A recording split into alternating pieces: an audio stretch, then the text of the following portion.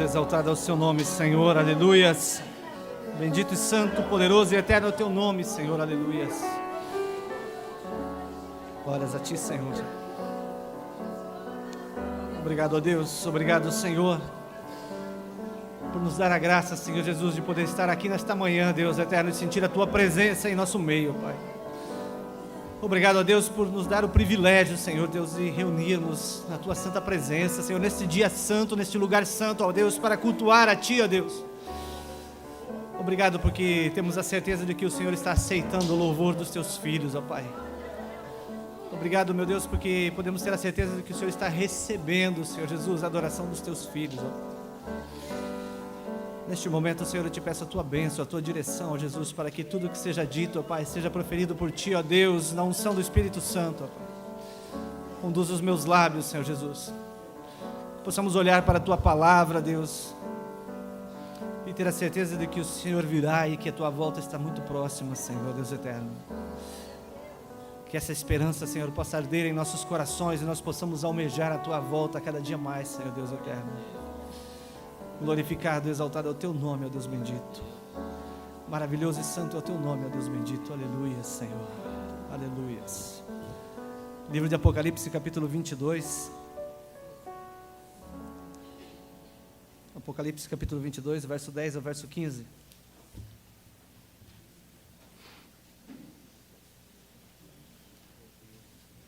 Diz-nos assim a palavra do Senhor. E disse-me ainda: não seles as palavras da profecia deste livro, porque próximo está o tempo. Quem é injusto, faça injustiça ainda. Quem está sujo, suje-se ainda. Quem é justo, faça justiça ainda. E quem é santo, santifique-se ainda. Eis que cedo venho. A minha recompensa está comigo para dar a cada um segundo a sua obra. Eu sou o Alfa e o Ômega, o primeiro e o último, o princípio e o fim.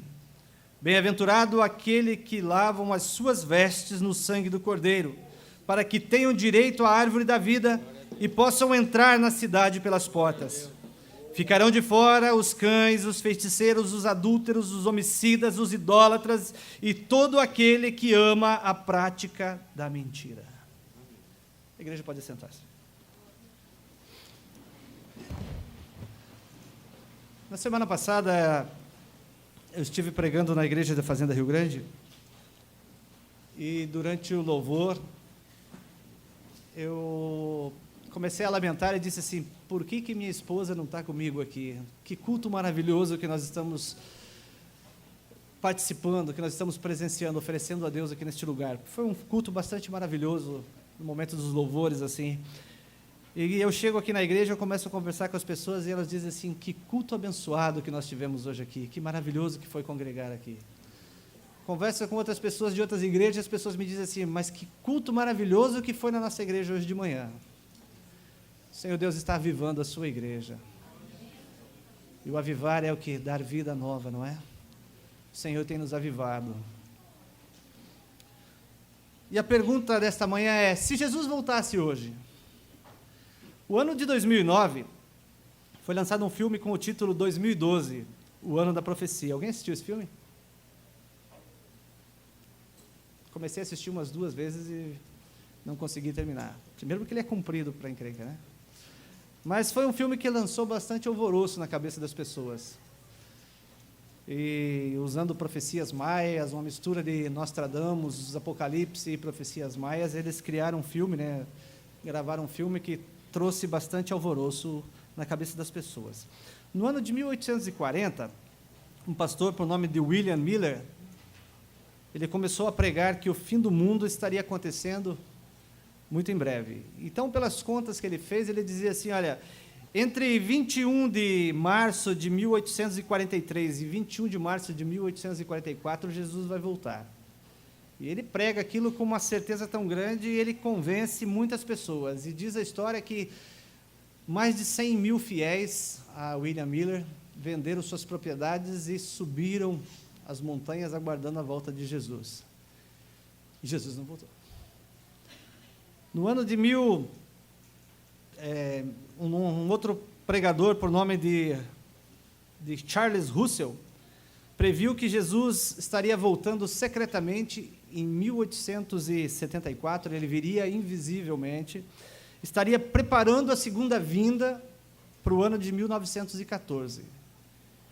E aí é interessante que acontece um fato na história da humanidade que tem início a Primeira Guerra Mundial. Ele usa esse artifício da Segunda Guerra Mundial para dizer que aquilo ali era o extermínio dos gentios e que a volta de Jesus se concretizaria no ano de 1914. Ele morreu em 1918 e deixou um legado para os seus seguidores, explicar por que Jesus não voltou. Porque nessa pregação acabam muitas pessoas indo na conversa dessas pessoas e aí explicar depois Jesus não voltou. No ano de 2012, ficou marcado para o dia 21 de dezembro o fim do mundo. E muitas pessoas ficaram alvoroçadas, criou-se todo um alvoroço, porque o fim do mundo está aí, o apocalipse vai acontecer, 21 de dezembro. E aí chega 21 de dezembro, 22 de dezembro, 23 de dezembro e o fim do mundo não acontece. Todas essas coisas, elas contribuem para a gente pensar em duas situações. Primeiro, são pastores, são pessoas que dizem conhecer a Bíblia.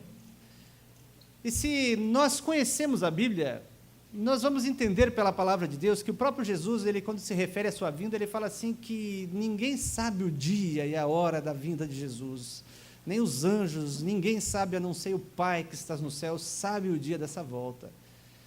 E o homem tenta ser mais sábio que Jesus e começa a fazer cálculos e mais cálculos e previsões para dizer, ó, Jesus vai voltar em tal dia.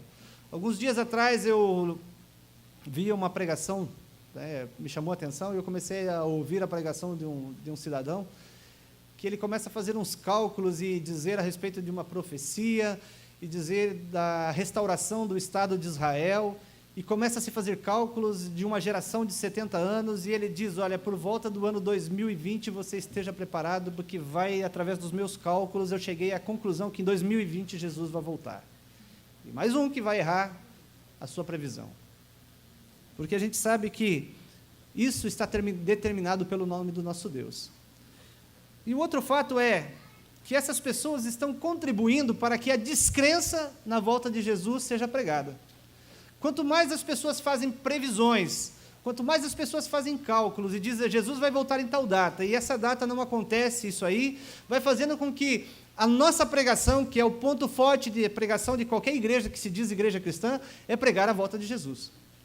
Por mais que a gente tenha visto isso sendo deturpado nos dias de hoje, sendo deixado de lado nas pregações das igrejas, que se dá muito mais importância ao ter e ao ser, ao vencer, do que se preparar para a volta de Jesus, os púlpitos das igrejas, infelizmente, falam-se muito pouco a respeito da volta de Jesus, de que nós devemos estar preparados para esse encontro.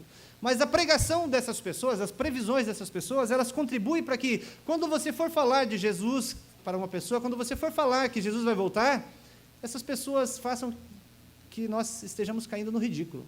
Fala assim, quantas previsões já foram feitas e Jesus não voltou ainda? Só que um assunto que não é novo. O apóstolo Pedro, ele quando escreve a sua carta, no capítulo 3 da segunda carta que ele escreve, ele trata desse assunto, da descrença de algumas pessoas, de que essa situação de Jesus vai voltar já estava sendo dita como uma mentira. E fazia muito pouco tempo que Jesus voltou, já tinha subido aos céus, cerca de 40 anos, talvez nem isso. Jesus tinha subido aos céus, os varões, os anjos apareceram e disseram àqueles homens, aquelas pessoas que estavam ali, ó, varões galileus, por que estão olhando para os céus? Este mesmo Jesus que vocês ouviram subir, de igual forma vocês vão ver descer dos céus. E aí Pedro escreve a respeito desses cidadãos, capítulo 3 e o verso 10 de 2 Pedro diz assim, mas o dia do Senhor virá como um ladrão, os céus passarão com um grande estrondo, e os elementos ardendo se desfarão, e a terra arderá, e as obras que nela há serão descobertas. O verso 4 diz ainda, onde está a promessa da sua vinda? Desde que os pais dormiram, todas as coisas permanecem como estão, desde o princípio da criação. Ou seja, Pedro está rebatendo a pregação, ou seja, o argumento de algumas pessoas que, olha, faz muito tempo que essa previsão, ou seja, que essa promessa foi feita, e até agora a gente não está vendo nada acontecer. E aí Pedro começa a combater, ele escreve a sua carta e ele começa a combater isso. E ele diz, olha, os céus e a terra que hoje existem, eles estão guardados pela palavra de Deus para a destruição futura do fogo. Ou seja, vai acontecer. E não adianta o homem tentar fazer previsão e provisões e contas e mais cálculos, que ele nunca vai chegar ao dia da volta de Jesus. E enquanto o homem ficar fazendo previsão, a volta de Jesus vai ser prolongada um pouquinho mais. Mas o fato é que a questão apocalíptica, a questão da volta de Jesus, a questão da destruição, é algo que causa tanto temor e medo, um medo na cabeça das pessoas, como isso se comporta na nossa vida. Quando se refere à volta de Jesus, quando se fala Jesus está voltando, quando você ouve a Rádio Novo Tempo e você dá certo de pegar bem o horário daquele programa, A Voz da Profecia, e é uma música que está há muitos anos sendo tocada, que é breve Jesus voltará, e quando você ouve essa frase, o que acontece no seu coração? Como se comporta o teu coração quando você ouve dizer Jesus está voltando? Lhe traz medo? Lhe traz alegria? Porque eu imagino que deve ser essa a atitude de todo cristão, porque afinal de contas, desde o dia que nós levantamos as nossas mãos e dizemos, Senhor, eu te aceito como Senhor e Salvador, esse deve ser o nosso objetivo. Viver uma vida aguardando a volta de Jesus, para que a gente possa subir aos céus com Ele. Para que toda essa situação em que nós vivemos e que nós vemos acontecer ao nosso redor, possa ter fim. Capítulo 24 de Mateus, Jesus ele diz uma série de acontecimentos que estariam acontecendo próximo à sua volta. Ele fala de guerra, ele fala de fomes, ele fala dessa deturpação do evangelho que nós estamos vendo, desta pregação mentirosa desse evangelho de Jesus, que a gente vê aos montes por aí, infelizmente, que estão enganando. Ele fala assim, olha, que por se multiplicar a iniquidade, o amor de muitas pessoas esfriaria. Ele faz uma recomendação aos seus discípulos, e essa recomendação é para mim e para você. Acautelai-vos, que ninguém vos engane. Quando nós lemos essa passagem de 24 de Mateus, nós vemos Jesus apontando o dedo para a gente, e dizendo assim, acautelai-vos, que ninguém vos engane. Jesus diz assim, não deixe que a multiplicação da iniquidade faça com que o teu amor se esfrie. Aparecerão muitos profetas, muitos anticristos, muitos dizendo eu sou o Cristo, muitos que vão fazer sinais e prodígio, e ele fala assim, se possível for, enganarão a muitos dos escolhidos. Será que nós não estamos embarcando em pregações mentirosas por aí, não? Quantas pessoas estão seguindo sinais e prodígios, sem questionar a origem desses sinais e desses prodígios? Mas Jesus fala que esses pregadores vão chegar diante dele e vão dizer assim, olha, apartai-vos de mim, porque eu não vos conheço. E depois de Jesus ter proferido todas essas situações de guerra, pais contra filho, o amor da família se esfriando, que é o pai se levantando contra o filho levantando contra o pai, ou a destruição da familiar, todos esses acontecimentos, Jesus assim, olha, estai atento, porque ainda não é o fim. Está muito próximo, mas ainda não é o fim. E aí nós olhamos para os acontecimentos que estão ao nosso redor. Eu estava vendo uma matéria essa semana, que de todos os tempos que estão sendo medidos os efeitos de catástrofe na Terra, esse milênio de 1900 até os dias nossos hoje, nunca se aconteceram tanto terremoto na história. Nunca a Terra foi tão atingida por terremotos, e olha que a medição dos terremotos são antigas. E nunca se houveram tantos desastres naturais como tem acontecido neste período que nós estamos vivendo. E Jesus disse que a natureza daria sinais da sua vinda. Quanto a gente tem visto de guerras e rumores de guerra? Quanto a gente tem visto o esfarelamento da sociedade humana? De homens que se levantam contra homens por um nada. A televisão, quem gosta, eu não gosto de assistir, mas às vezes a gente está brincando com o controle e passa pelo canal 2, aquele horário das 6 horas da tarde, e se a gente apertar um pouquinho a televisão, começa a escorrer sangue. Tantas pessoas que estão morrendo e tantas pessoas que estão matando por coisas tão banais. O amor da humanidade se esfriando cada vez mais. As pessoas não conseguem enxergar no seu próximo aquilo que nós deveríamos olhar para o próximo como Deus o vê, como Jesus o vê. O amor se esfriaria. Quanto a gente tem visto as pessoas se afastarem de Deus, abandonarem as igrejas por coisas tão banais, por coisas tão mesquinhas. Um problema com o meu irmão, eu já jogo esse problema para Deus e eu deixo a igreja de lado, a igreja já não serve mais para mim. Quanto o amor das pessoas tem se esfriado.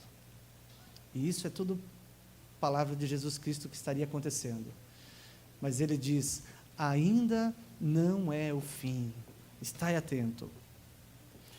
Muitos escritores bíblicos escrevem sobre o acontecimento da volta de Jesus. O apóstolo Paulo, ele relata essa volta de Jesus, e ele descreve a respeito da ressurreição. Ele diz assim, olha, porque a trombeta vai tocar, e os mortos vão ressuscitar, e nós, os que estivermos vivos, e a gente vê que na cabeça de Paulo, essa volta de Jesus era tão breve na cabeça dele, ele ansiava essa volta de Jesus, que ele imaginava que ele estaria vivo ainda quando Jesus voltasse. Então ele diz assim, olha, os mortos vão ressuscitar, e nós, os que estivermos vivos, seremos transformados.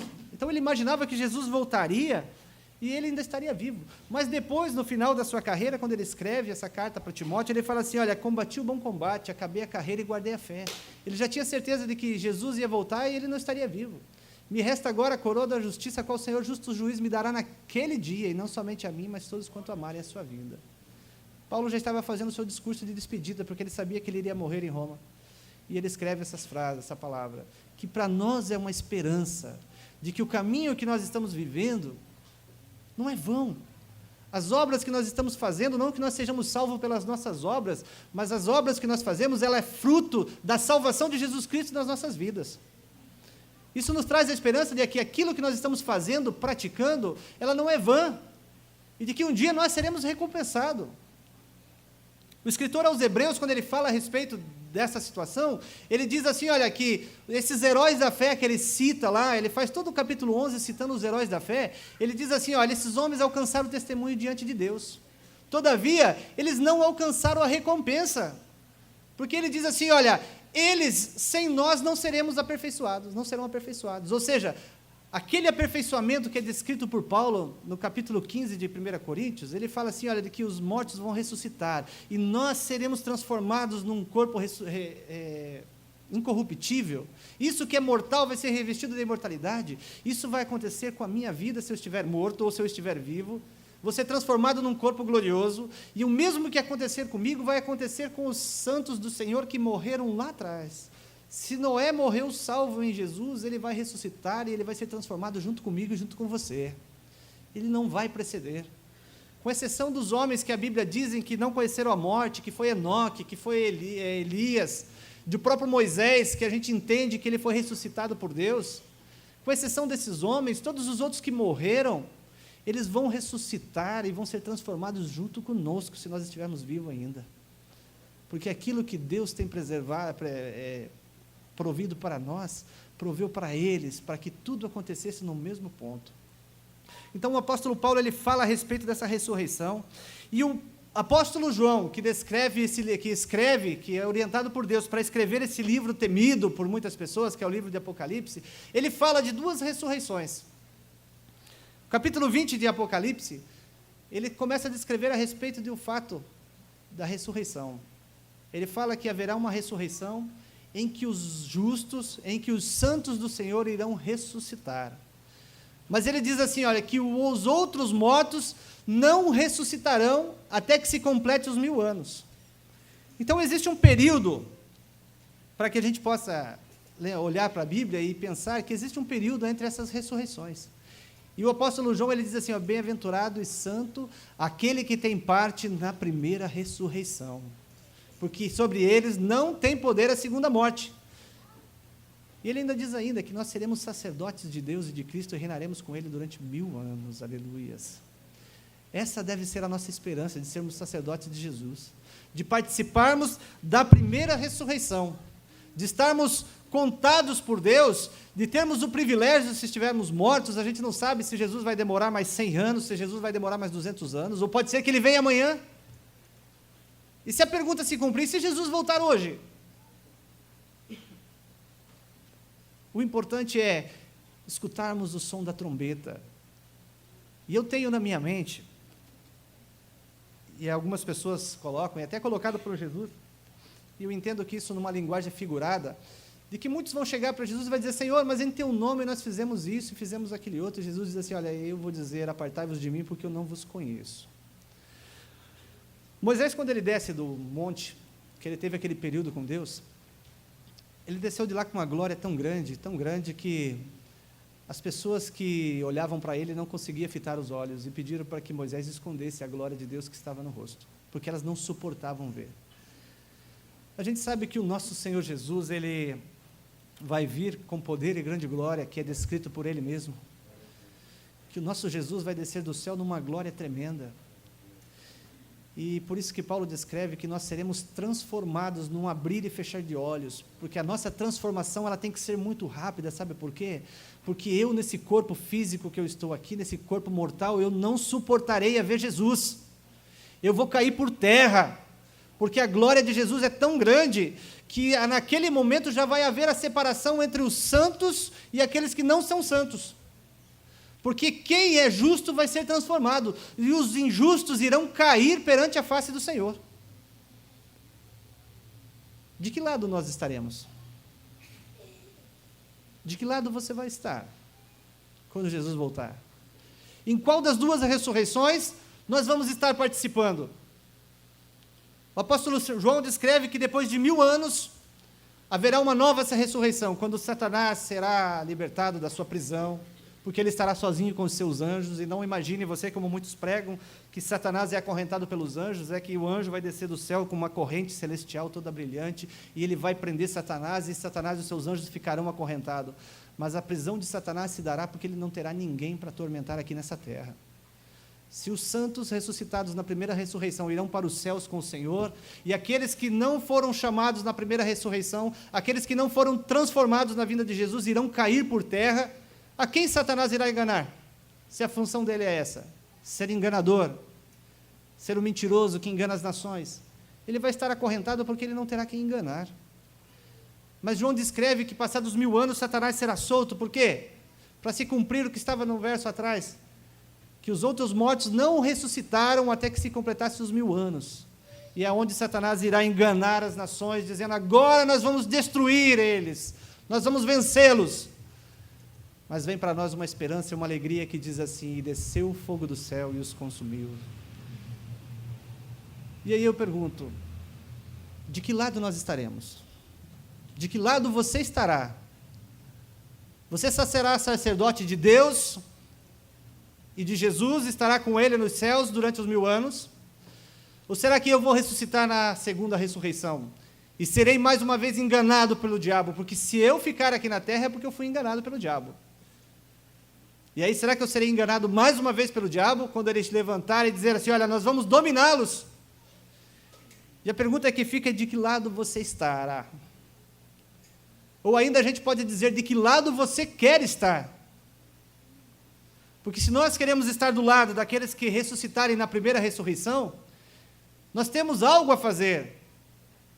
A salvação é pela graça, não é pelas obras. Mas uma vez salvo por Jesus Cristo, nós temos que comer, que há algo a praticar.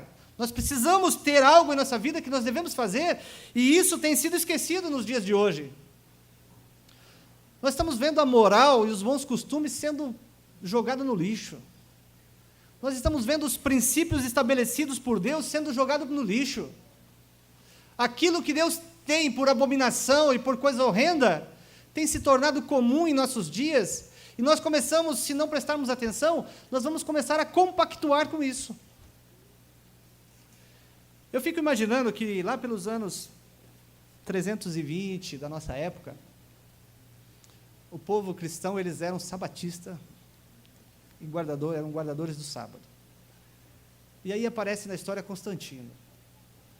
E Constantino, que não era cristão, ele, dentro do seu contexto, do sonho que ele teve, ele se converte, entre aspas, ao cristianismo, e aí ele começa a colocar costumes que eram pagãos, dentro dos costumes religiosos, dentro dos costumes cristãos. E dentro dessa tradição que ele trouxe a guarda do primeiro dia da semana. Olha só como o inimigo ele é tinhoso, né? Lá no Éden, Deus fala assim, não coma que você vai morrer. Aí vem o diabo e fala assim, coma que você não vai morrer. Aí vem Deus e fala assim, ó, guarda o último dia. Aí vem o diabo e fala assim, não, guarda o primeiro dia. Viu como a oposição às coisas de Deus? E as pessoas começam a embarcar naquilo que o inimigo traz. E aí eu fico imaginando que quando acontece o decreto dominical, em que Constantino decreta no concílio que a partir daquele momento ninguém mais fosse pego judaizando, ou seja, guardando o dia de sábado, mas que todas as pessoas adorassem o venerável dia do sol, que é o que a gente conhece hoje como o primeiro dia da semana, o domingo, o Sunday, o dia do sol. E eu fico imaginando que os cristãos começaram a ficar horrorizados com aquilo que aconteceu. Como pode mudar o dia de guarda do nosso Deus para um outro dia? E muitos ficam horrorizados. Mas com o passar do tempo, essas coisas começam a cair no comodismo. Aquilo que Deus tem por certo, já não é tão certo na cabeça dos homens. Aquilo que Deus tem por santo, já não é tão santo na cabeça dos homens. E essas coisas começam a estar tão próximas de nós, e nós começamos a embarcar no engano. Hoje nós estamos vivendo uma época em que, para nós, hoje, isso é terrível, isso é abominável, isso é tudo que de ruim que a gente possa imaginar, que é o chamado casamento homoafetivo. Você olhar dois homens se beijando, você olhar duas mulheres se beijando, você olhar coisas terríveis, mas isso está acontecendo na nossa época. Será que na época do meu filho, será que na época que minha filha for adulta, meu filho for adulto, que essas crianças forem adultos, isso não vai se tornar tão comum, que eles vão estar convivendo normalmente, nem vão lembrar que isso, por Deus, é abominável? Aquilo que é abominável aos olhos de Deus tem se tornado tão comum, próximo de nós, que nós já nem ligamos se estamos apoiando ou não. E Jesus predisse que essas coisas estariam acontecendo. Quantos pecados ocultos, e as pessoas não têm coragem de confessar perante o Senhor. Quantas pessoas estão tão próximas do pecado, estão se deixando levar pelo pecado, mas esse pecado se tornou tão comum nos dias de hoje, que as pessoas nem têm isso mais como pecado. Deus já está relevando, porque é tão comum em nossos dias. E a gente viu, no livro de Apocalipse, que existem algumas coisas, Deus fala que ali não entrarão. Uma coisinha tão simples, que é tão comum nos dias de hoje, que é a mentira. Como as pessoas mentem, como as pessoas não se doem de mentir. E ali João escreve que ali não entrarão aqueles que praticam a mentira. E está tão comum no meio da gente. E esse é o mínimo que a gente pode falar. Quantos pecados têm se tornado comum na vida das pessoas? E de tão comum que se tornam, as pessoas já não mais pedem perdão a Deus. Convive com o pecado, convive com o erro, e aquilo é tão comum, que nem precisam mais pedir perdão, porque afinal de contas Deus já está relevando, porque é comum em nosso meio. Aquilo que é princípio de Deus não pode ser mudado. Muitas pessoas tentam mudar os princípios de Deus, mas Deus não muda. Deus não é filho do homem para que minta, Deus não é homem para que minta, e nem filho do homem para se arrepender. Aquilo que Deus disse desde o Éden até o último livro escrito por João, Apocalipse, Deus não vai mudar uma letra sequer daquilo que está escrito lá. E o próprio João descreve que aquele que acrescentar alguma coisa será acrescentado às pragas, e aquele que tirar alguma coisa de igual forma vai acontecer. Não dá para a gente querer mudar os princípios de Deus. Não dá para a gente querer mudar os mandamentos de Deus. Se é mandamento de Deus, é inegociável. Costumes, tradições humanas podem ser mudadas, mas aquilo que é costume de Deus, que é aquilo que Deus entende como sério, como honesto, como puro, como perfeito, não dá para mudar. E as pessoas tentam achar brechas na lei de Deus, mas Deus escreve de uma forma tão pura que não há como encontrar brechas. O homem revira a Bíblia, o homem acha argumentos de todos quanto é lado, mas esses argumentos caem por terra quando o Espírito Santo trabalha e mostra as verdades de Deus. Por mais que o homem tente apoiar o diabo dizendo que o dia de guarda é o domingo, mas a gente olha para a Bíblia e vê que o dia santo de guarda é o sábado. E isso não pode ser mudado. E nós acabamos convivendo tanto com essa questão de o sábado ser profanado, que se torna comum em nossos dias. Que se torna comum. Nós convivemos tanto com pais de família que se entram pelo adultério, que isso se torna comum, mas não pode ser comum. Os mandamentos de Deus não podem ser mudados. Os princípios de Deus jamais poderão ser mudados. E nós não podemos deixar que a quebra desses princípios de Deus nos tire do céu. Porque, se nós olharmos para a Bíblia, para aquilo que João escreve, e ele diz assim, olha, uma visão dos céus que ele tem, ele diz assim, olha, aqui está a paciência dos santos, aqui estão os que guardam a fé de Jesus e os mandamentos de Deus. É a visão que ele tem daqueles que são salvos. Então não é os adventistas que dizem que vai para o céu o guardador do sábado ou o guardador dos mandamentos. É Deus que está falando. É Deus que permite seu filho ter uma visão e diz, olha, aqui estão os que guardam os mandamentos de Deus.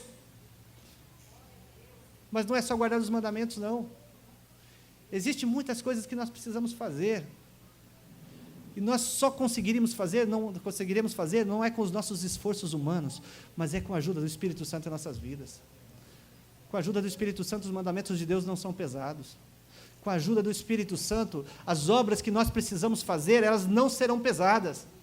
No capítulo 25 de Mateus, Jesus fala assim, olha, e quando o Filho do Homem vier em sua glória, e todos os santos anjos com ele, então assentará no trono de glória, e todas as nações serão reunidas diante dele, e apartará uns dos outros, como o pastor aparta o bode das ovelhas.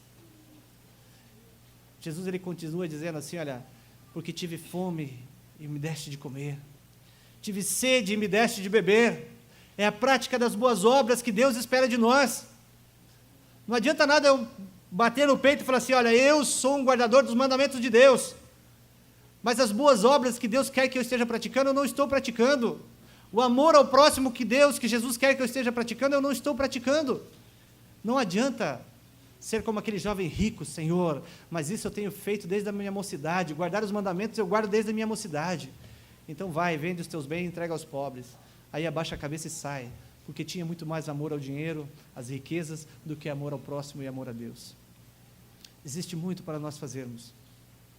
A Bíblia fala, Paulo relata isso, que todos nós deveremos comparecer diante do tribunal de Cristo, para sermos julgados segundo as nossas obras, segundo aquilo que nós fizemos.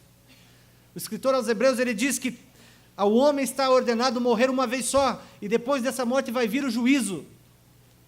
Todos nós seremos julgados. A nossa história está sendo contada em um livro, desde o dia que nós nascemos. Eu gosto de pensar dessa forma. Desde o dia que eu nasci, foi me dado um livro, e a minha história de vida está sendo contada nesse livro. O dia que eu morrer, esse livro vai ser fechado.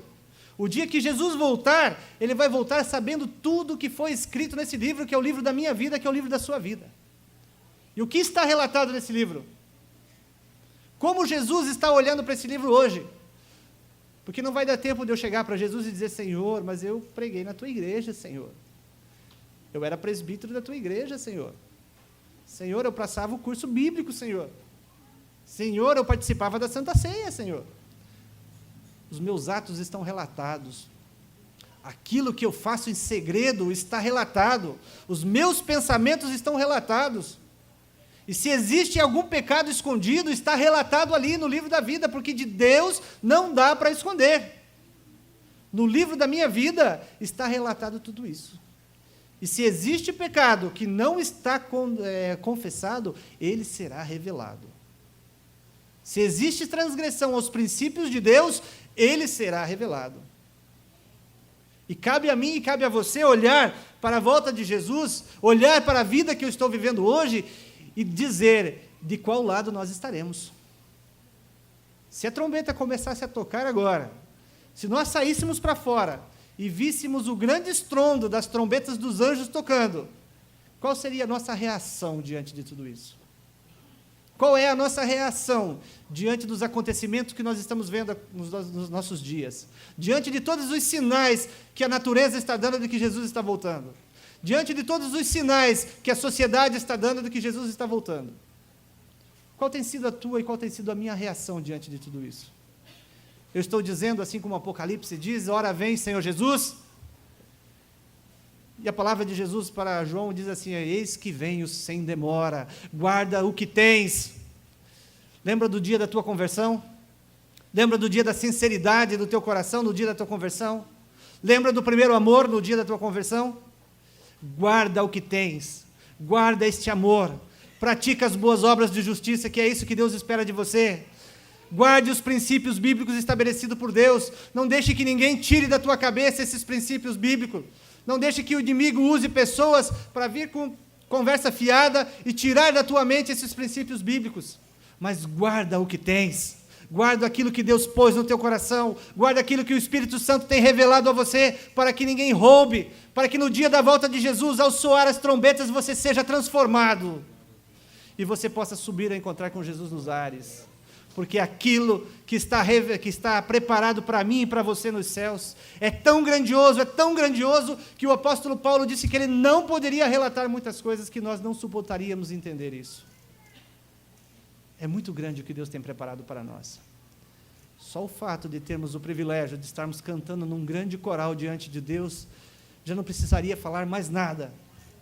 Mas muito mais do que está presente naquela multidão de Apocalipse capítulo 7, trajando vestes brancas.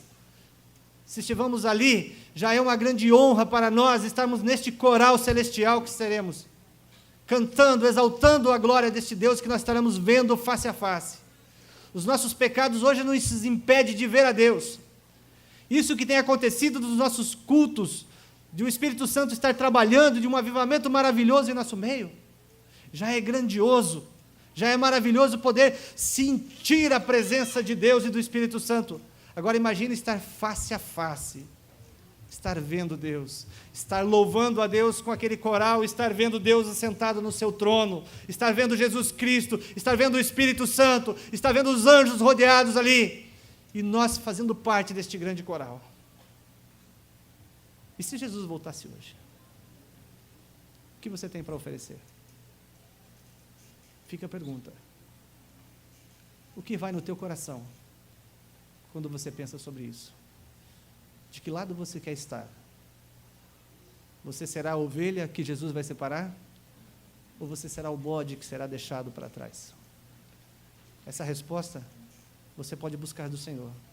Se você realmente quer subir com o Senhor nos ares, peça a cada dia a ajuda do Espírito Santo para que você possa estar preparado para esse encontro com Jesus Cristo. E essa é uma escolha que eu não posso fazer para você.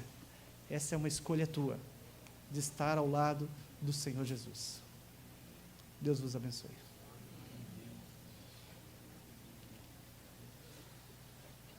A escolha é tua. Se Jesus voltasse hoje,